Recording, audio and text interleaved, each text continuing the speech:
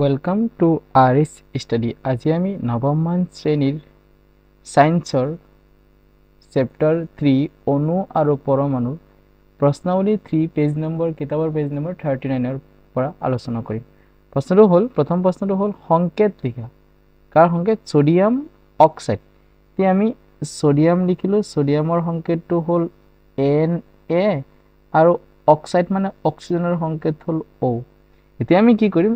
যোজ্যতা, সোডিয়ামৰ যোজ্যতা আছে 1, হেতু লিখিম অক্সিজেনৰ লগত, আৰু অক্সিজেনৰ যোজ্যতা আছে 2, হেতু আমি লিখিম সোডিয়ামৰ লগত। 1 নিলিখিলেও হয়, এটো হ'ল সোডিয়াম অক্সাইড। এতিয়া এলুমিনিয়াম ক্লোৰাইড, Al হ'ল এলুমিনিয়াম, Cl মানে হ'ল ক্লোৰিন, মানে ক্লোৰিন যেতিয়া বিক্ৰিয়া থাকিব এটা ক্লোৰাইড বুলি কয়।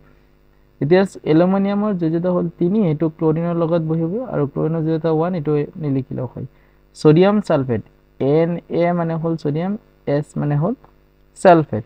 এতিয়া সোডিয়ামৰ যোজ্যতা 1 সালফেটৰ লগত নিলিখিলেও হয়, আৰু সালফেটৰ যোজ্যতা 2, এটো সোডিয়ামৰ সাইডত লিখি আছে। পিছৰটো আছে মেগনেছিয়াম হাইড্ৰক্সাইড। মেগনেছিয়ামৰ সংকেত হ'ল Mg, হাইড্ৰক্সাইডৰ সংকেত হ'ল OH। OH দুটা মিলিহে হাইড্ৰক্সাইড আছে। এতিয়া আমি কি কৰিম?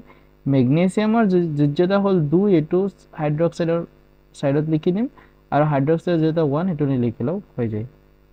পিছত আমাৰ 2 নম্বৰ প্ৰশ্নটো হ'ল তলৰ সংকেতবোৰে বুজোৱা যৌগবোৰৰ নাম লিখা। প্ৰথমটো হ'ল এটো কি? এটো আছে Al মানে হ'ল এলুমিনিয়াম, SO4 মানে হ'ল সালফেট। যেতিয়া একেলগে কৰিম তেতিয়া হলে কি হ'ব নাম? Aluminium sulphate,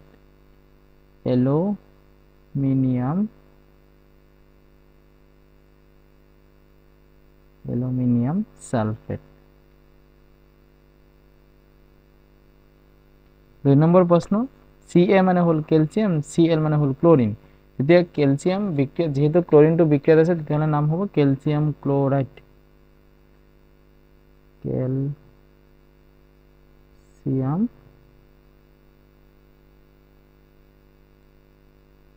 chloride.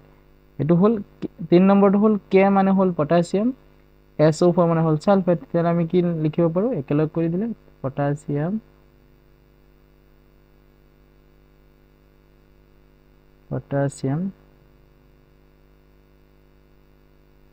সালফেট।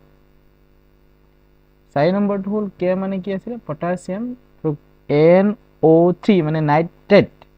ইয়াক আমি ক'ব পাৰো পটাছিয়াম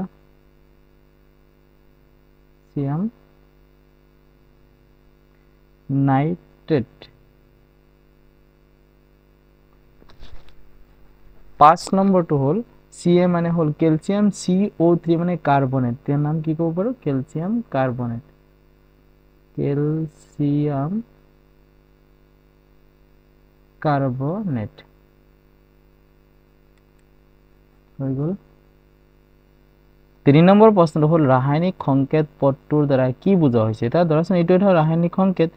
ইয়াৰ সহায়ত আমি ক'ব পাৰো, আমি উদাহৰণ হিচাপে এটা লৈ লওঁ, তাৰ পিছত আমি লিখি আছো। ধৰাচোন মই লিখিছো এলুমিনিয়াম সালফেট, ইয়াত 2 দিলো, ইয়াত 3 দিলো, উদাহৰণ বুজোৱাৰ কাৰণে আমি লিখি আছো এইটো। ইয়াৰ পৰা আমি কি ক'ব পাৰো যে সালফেটৰ যোজ্যতা, এলুমিনিয়ামৰ লগত যেটো লিখা হৈছে এটো হ'ব সালফেটৰ যোজ্যতা, আৰু সালফেটৰ লগত যেটো লিখা হৈছে এটো হ'ব এলুমিনিয়ামৰ যোজ্যতা। তেনে আমি ক'ব পাৰো যে ৰাসায়নিক সংকেতৰ সহায়ত বা ৰাসায়নিক সংকেতৰ দ্বাৰা আমি মৌলবোৰৰ যোজ্যতা জানিব পাৰিছো, মৌলবোৰৰ চিহ্নৰ বিষয়ে জানিব পাৰো। তেতিয়া আমি এইখিনি এক্সট্ৰা ৰাখি আমি লিখি দিও, আনসাৰটো কি লিখিম? যে ৰাসায়নিক সংকেত পদটোৰ দ্বাৰা মৌলবোৰৰ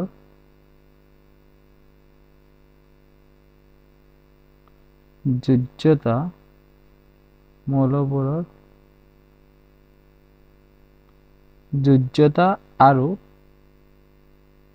তাৰ বিষয়ে মানে মৌলটোৰ বিষয়ে জানিব পাৰি, আৰু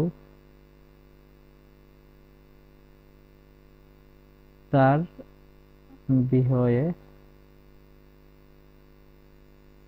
জানিব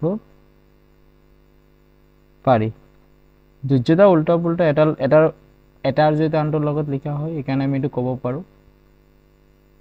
4 নম্বৰ প্ৰশ্ন হ'ল H2S অণু আৰু PO4 3- আছে, আয়নত 3 মাইনাস মানে 3টা ইলেক্ট্ৰন লৈছে কাৰণে আয়ন দিছে কেইটাকৈ পৰমাণু থাকিব তে পৰমাণু চ প্ৰথমটো দিছে H2S অনুত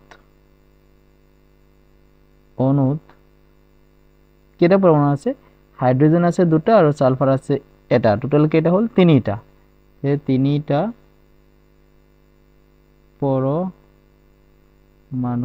আছে 2 নম্বৰ কি দিছে 2 নম্বৰ প্রশ্ন হল PO4 -3 মাইনাস আয়নত যেটা আয়ন নাম দিছে গতিকে আমি লিখো আয়নত টোটাল কেইটা পরমাণু আছে পি আছে এটা ফসফরাস আছে এটা অক্সিজেন আছে 4টা ইয়াত যেটো আছে তো লিখিম 4টা আছে টোটাল কেইটা হল 5টা তাহলে আমি লিখিম 5টা